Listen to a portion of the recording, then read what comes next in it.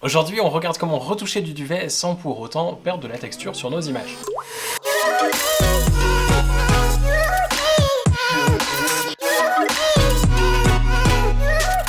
La retouche des petits poils ou du duvet, c'est vraiment le truc qui est pénible à faire. Ça prend du temps, c'est hyper long et surtout, si on veut garder un aspect naturel, il faut être précis.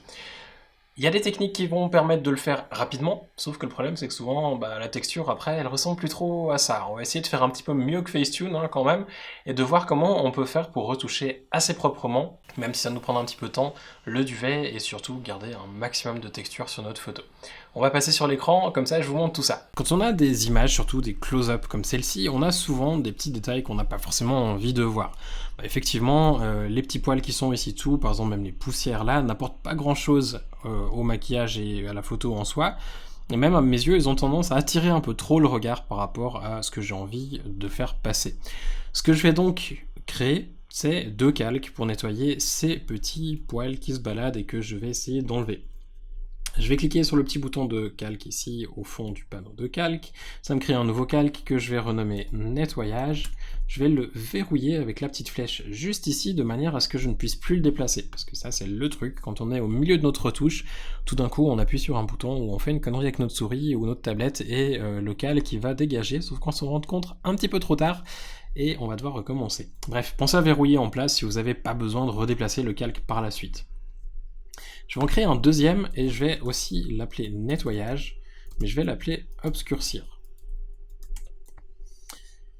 Je vais le verrouiller comme l'autre et je vais changer son mode de fusion. Là il est en normal comme nettoyage, mais je vais le passer en fait en obscurcir juste ici. Alors pour mieux comprendre ce que ça fait obscurcir, ce que je vous propose c'est qu'on va créer un nouveau fichier à côté et je vais vous montrer exactement ce que ça fait en termes de luminosité et ce que ça va nous apporter sur notre photo. Ici, si je crée donc ce nouveau fichier, hop, on va le remplir de gris 50%. Je vais un petit peu vite parce que là, le but c'est de vous montrer surtout comment ça fonctionne, plus que comment créer un calque avec du gris 50%. Et je vais créer un deuxième calque que je vais appeler obscurcir. Sur notre calque obscurcir, ce que l'on va faire, c'est peindre une fois en noir et une fois en blanc. Je vais appuyer sur D pour remettre les valeurs à défaut de la palette, donc noir et blanc, et X pour inverser. On va faire un trait blanc et on va faire un trait noir. Ici, en mode normal, les deux s'affichent.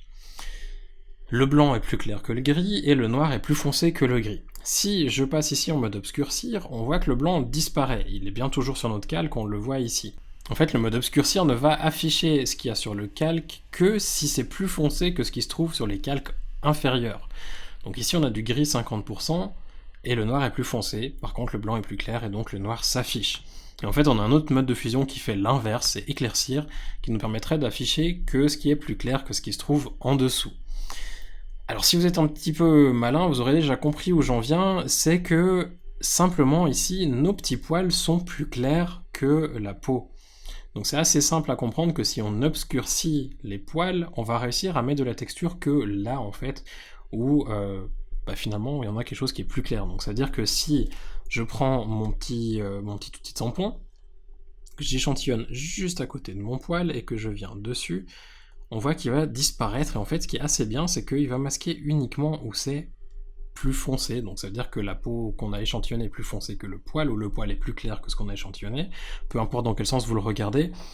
Simplement, le grand intérêt c'est que du coup c'est beaucoup plus précis, on n'a pas besoin d'être nous-mêmes extrêmement précis dans notre échantillonnement et dans l'application de l'outil tampon, parce que en fait ça va s'appliquer que sur la zone qui est plus claire. Pour ceux qui s'attendaient à une technique magique, je suis désolé, il n'y a rien de magique là derrière, c'est quelque chose qui prend du temps, qui demande du travail, mais c'est un moyen qui va vraiment vous éviter de massacrer vos photos, et ça j'y tiens parce que les photos avec une police, ça allait il y a 15 ans en arrière, c'est plus trop d'actualité. Si vous avez bien aimé cette vidéo, pensez à laisser un petit pouce avant de partir, pensez aussi à vous abonner si vous ne l'êtes pas encore, comme ça vous saurez quand les prochaines vidéos sortiront.